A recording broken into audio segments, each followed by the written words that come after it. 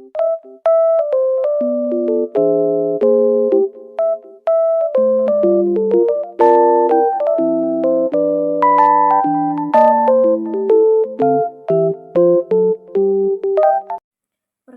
saya Resta Safety Olivia dari Fakultas Ilmu Sosial dan Ilmu Politik, jurusan Ilmu Politik. Di sini saya akan menjelaskan tentang sistem pemerintahan yang ada di negara Korea Selatan. Korea Selatan adalah negara republik seperti pada negara-negara demokrasi lainnya. Korea Selatan membagi pemerintahannya dalam 3 bagian, yaitu eksekutif, yudikatif, dan legislatif. Lembaga eksekutif dipegang oleh presiden yang dipilih berdasarkan hasil pemilu untuk masa jabatan 5 tahun dan dibantu oleh Perdana Menteri yang ditunjuk oleh presiden dengan persetujuan Majelis Nasional. Presiden bertindak sebagai kepala negara dan Perdana Menteri sebagai kepala pemerintahan. Lembaga legislatif yang dipegang oleh Dewan Perwakilan yang menjabat selama 4 tahun. Pelaksanaan sidang paripurna diadakan setiap setahun sekali atau berdasarkan permintaan presiden. Sidang ini terbuka untuk umum namun dapat berlangsung tertutup. Pengadilan konstitusional menjadi lembaga tertinggi pemegang kekuasaan yudikatif yang terdiri atas 9 hakim yang direkomendasikan oleh presiden dan Dewan Perwakilan. Hakim akan menjabat selama 6 tahun dan usianya tidak boleh melebihi 65 tahun pada saat terpilih. Selanjutnya hukum. Sistem hukum Korea Selatan merupakan sistem hukum perdata yang didasarkan pada Konstitusi Republik Korea, Perundang-undangan Organisasi Pengadilan yang disahkan menjadi undang-undang pada tanggal 26 September 1949. Secara resmi menciptakan sistem peradilan 3 tingkat yang independen. Konstitusi tahun 1987 yang direvisi memodifikasi independensi peradilan dalam pasal 103 yang menyatakan bahwa hakim memutuskan secara independen menurut hati nuraninya dan sesuai dengan konstitusi dan hukum. Penulisan ulang tahun 1987 juga membentuk Mahkamah Konstitusi. Pertama kalinya Korea Selatan memiliki badan aktif untuk peninjauan konstitusi.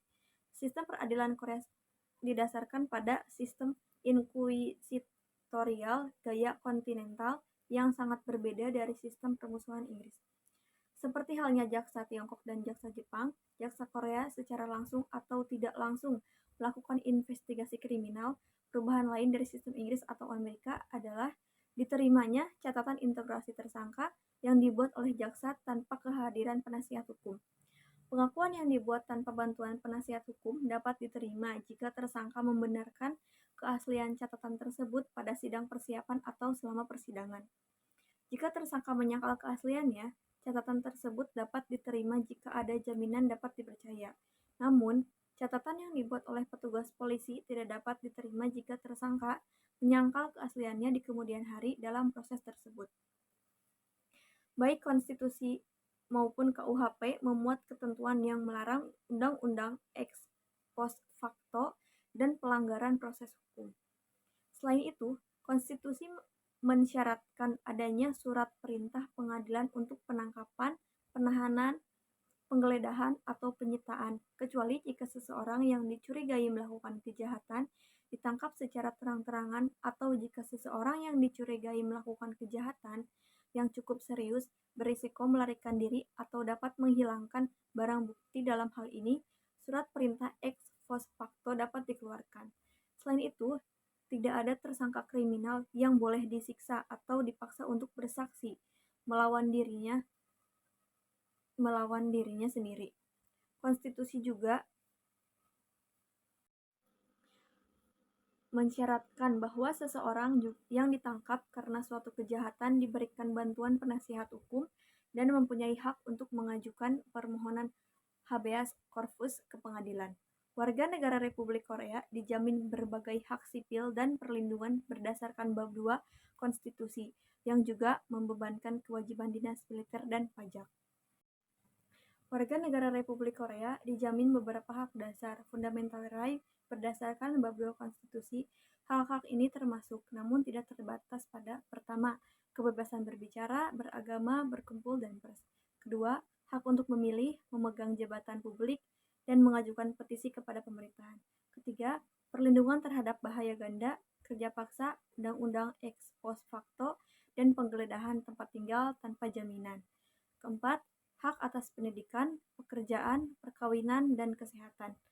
Selain hak-hak yang diberikan dalam bagian konstitusi ini, ada dua kewajiban yang dibebankan kepada warga negara Republik Korea, yaitu kewajiban membayar pajak dan kewajiban untuk memasuki dinas militer. Selain itu, pasal 37 ayat 2 menyatakan bahwa kebebasan dan hak warga negara dapat dibatasi oleh hukum hanya jika diperlukan demi keamanan nasional, pemeliharaan hukum dan ketertiban, atau demi kesejahteraan masyarakat. Salah satu pembatasan terhadap hak-hak sipil di Korea Selatan adalah Undang-Undang Keamanan Nasional yang membatasi aktivitas anti-pemerintahan. Secara khusus, Undang-Undang Keamanan Nasional mengkriminalisasi aktivitas seperti mempromosikan ideologi anti-pemerintahan, terutama komunisme, atau bergabung dengan organisasi anti-pemerintahan. Mahkamah Konstitusi telah mempersempit ruang lingkup penerapan Undang-Undang Keamanan Nasional selama bertahun-tahun. Meski demikian, aktivis pengacara Korea telah berhasil menjadi institusi yang tangguh dalam sistem hukum Korea. Hubungan luar negeri dan militer. Korea Selatan melakukan hubungan diplomatik lebih dari 1.880 negara. Korea Selatan juga tergabung dalam PBB sejak tahun 1991 bersamaan dengan bergabungnya Korea Utara. Peta ketenagaan dengan Korea Utara telah mendorong Korea Selatan mengalokasikan 2,6% dari PDB dan 15% dari pengeluaran pemerintahan untuk pembiayaan militer, serta mewajibkan seluruh pria untuk mengikuti wajib militer. Jumlah tentara aktif Korea Selatan menempati urutan ke-6 terbesar di dunia, urutan kedua dalam jumlah tentara cadangan, dan 11 besar dalam urusan anggaran pertahanan. Pasukan militer Korea Selatan terdiri atas Angkatan Darat (ROKA), Angkatan Laut (ROKN), dan Korps Marinir (ROKMC). Angkatan bersenjata ini kebanyakan berkonsentrasi di daerah perbatasan zona dimiliterisasi Korea. Seluruh pria Korea Selatan diwajibkan secara konstitusi untuk mengikuti wajib militer, umumnya untuk masa 2 tahun. Penjelasan mengenai sistem pemerintahan di Korea Selatan dicukupkan. Sekian dan terima kasih.